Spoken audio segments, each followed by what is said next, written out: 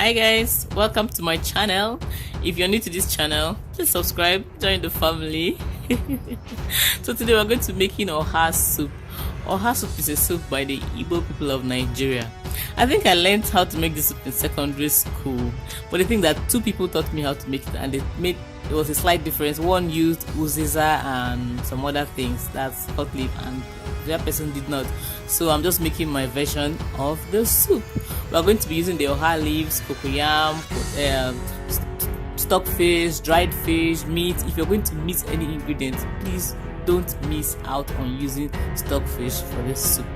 The full list of ingredients will be in the comment section. Please check it out for a detailed list.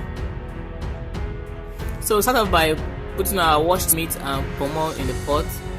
I just added a seasoning cube, some salt and some onion.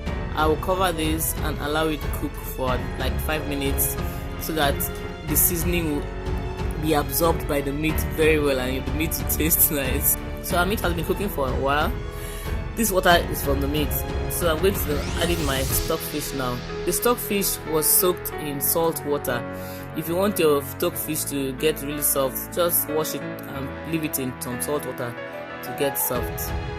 I'm going to put in my cocoyam now. The cocoyam was peeled, washed, and you can see one of them was quite large, so I cut it into two. So I have a total of 11 pieces of cocoyam here. I normally count them so that I don't forget any when taking it out. So we're just going to allow this cook with the meat until it's ready.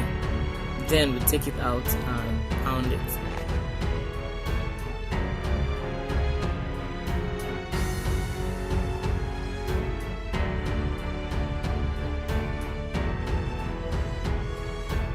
While the meat and cocoyam are on fire, we're going to head out to preparing the leaves.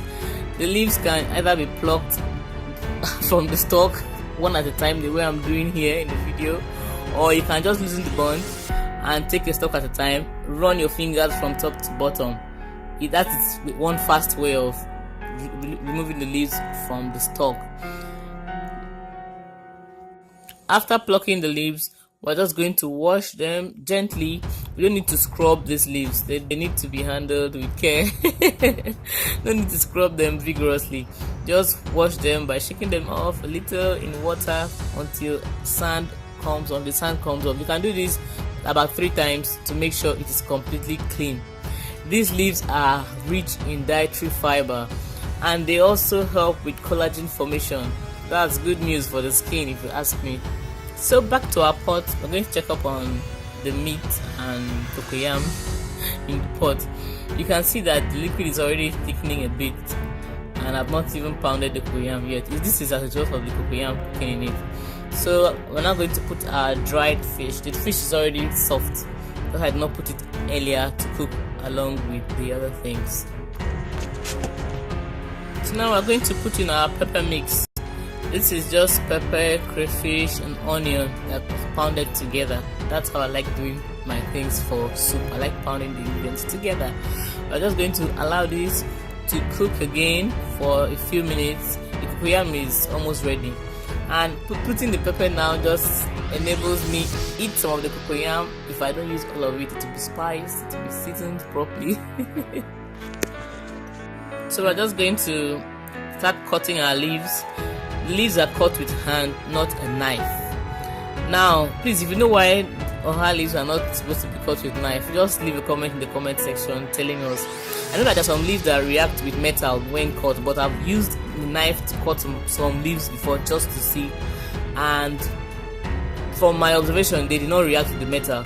So if you know a valid reason why these leaves are not cut with hand, just leave a comment in the comment section.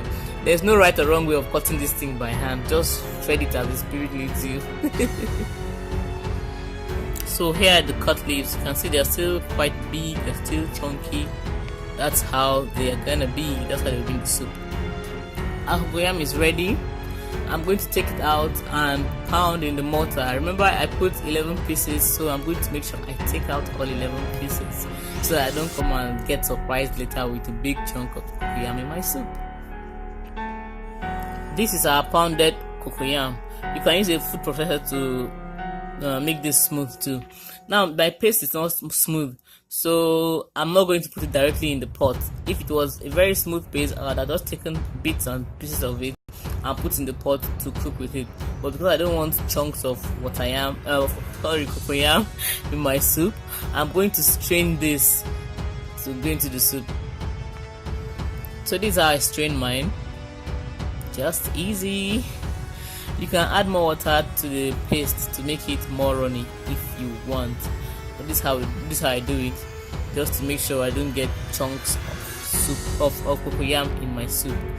Some people use achi to thicken their oha soup, but I just find that cocoyam gives it a better consistency, in my opinion, because I've tried the one with achi before and I don't like the way it turned out. I prefer the cocoyam mix. Now just stir it a bit and see if the consistency is what I want. Now this is what I want, not too thick, not too runny. This is just perfect for me. So I'm just going to allow this for a bit, then I'll put in my palm oil.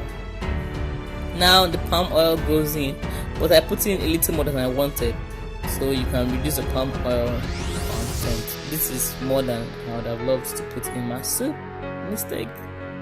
After it has cooked for a few minutes for that palm oil to cook properly, you just make sure you check your seasoning, correct your seasoning. This is the time to do all that. Check your seasoning cube, your salt and everything. Correct it, because the vegetables are going to come in now and we're not going to let them for too long on fire.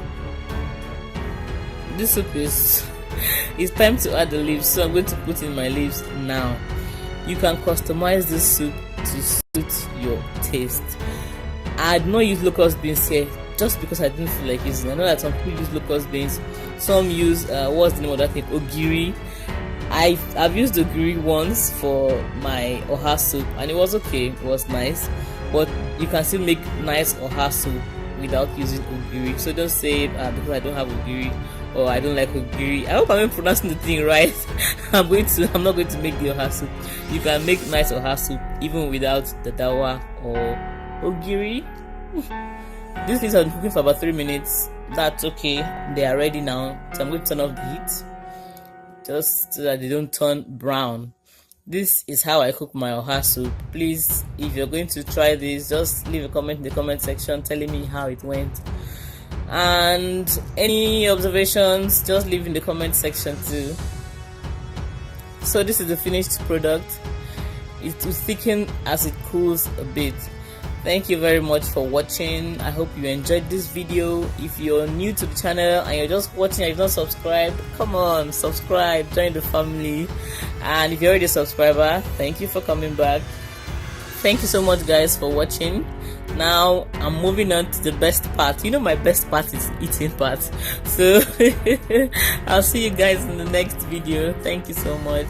Have a nice time. Bye.